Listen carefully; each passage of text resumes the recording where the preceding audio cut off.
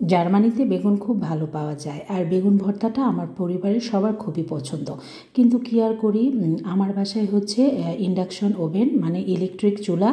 তাই বেগুন কিভাবে পুড়িয়ে ভর্তা করব সেটাই বুঝতে পারছিলাম না। আজকেই প্রথম আমি বেগুন ভর্তাটা ট্রাই করলাম, তাই অন্যভাবে চেষ্টা করছি বেগুন ভর্তাটা বানানোর জন্য। আসসালামু আলাইকুম, সবাই কেমন আছেন? অন্যরকম একটা বেগুন ভর্তা বানাবো আজকে, কিন্তু বিশ্বাস করেন আজকে দুপুরে ভর্তাটা বানিয়েছি, খেতে অসম্ভব মজা ছিল। বেগুনটা আমি এভাবে গোল গোল করে কেটে নিয়েছি। জার্মানিতে চিকন বেগুন পাওয়া যায় না, এরকম মোটা বেগুনই থাকে। যেহেতু গ্যাসের চুলা নেই, বেগুন পোড়ানোও সম্ভব না, তাই বেগুনটা আমি এভাবে কেটে একটু হলুদ আর একটু মরিচ দিয়ে এভাবে মাখিয়ে নিচ্ছি।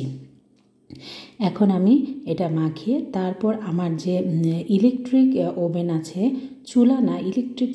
ইলেকট্রিক ওভেনে এটা আমি মানে একটু পানিটা শুকিয়ে একটু সিদ্ধ করে নিব।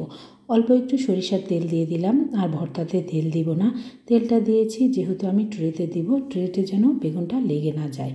অন্য আরেকদিন আরেকভাবে চেষ্টা করব, আজকে এভাবে দেখি কতটা সফল হই।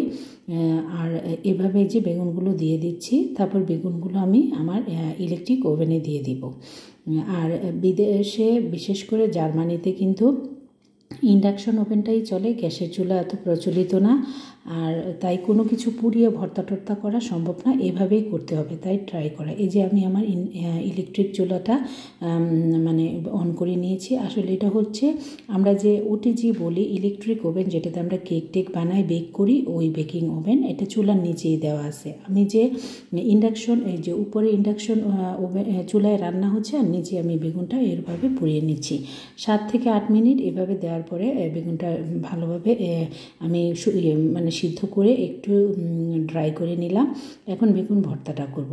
এদিকে আমি আপনারা দেখতে পাচ্ছেন চুলায় আমি সরিষার তেলে পেঁয়াজ, কাঁচামরিচ এবং শুকনো মরিচ টেলে নিয়েছি। এখন ভর্তাটা বানাবো। বেগুনটা ভালো করে এভাবে হাত দিয়ে কচলে নিব, তারপর বাদ বাকি উপকরণ দিব, আর এটাতে আমি ধনেপাতাও অ্যাড করব, আর একটু লবণ দিব। আর যাই বলছিলাম, আসলে এইভাবে বেগুন ভর্তা করে কিন্তু অনেক ভালো লেগেছিল। বাংলাদেশে যেহেতু বেগুন ভর্তা একটু পানি পানি লাগে, এখানে কিন্তু ওই জিনিসটা ছিল না, বেগুন ভর্তাটা ড্রাই ড্রাই হয়েছিল।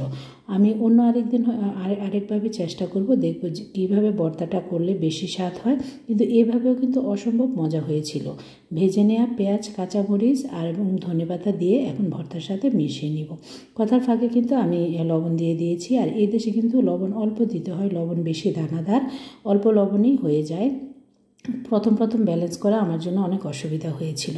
আর ভর্তাটা আসলে খুব মজা হয়েছিল। আজকে দুপুরে খেয়েছি, যেহেতু বৃষ্টির দিন, তাই ভাবলাম একটু ভর্তা করি।